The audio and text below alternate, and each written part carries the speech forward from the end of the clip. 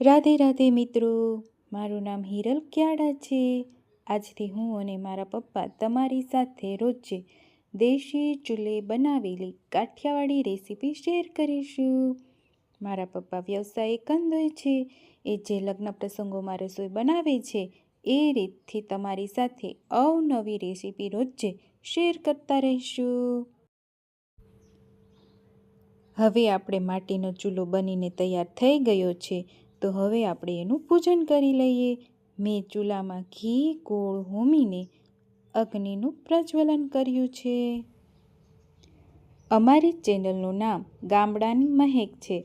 અમારી રોજે અવનવી વાનગીઓ જોવા માટે અમારી ચેનલને સબસ્ક્રાઈબ, લાઈક અને શેર જરૂરથી કરજો।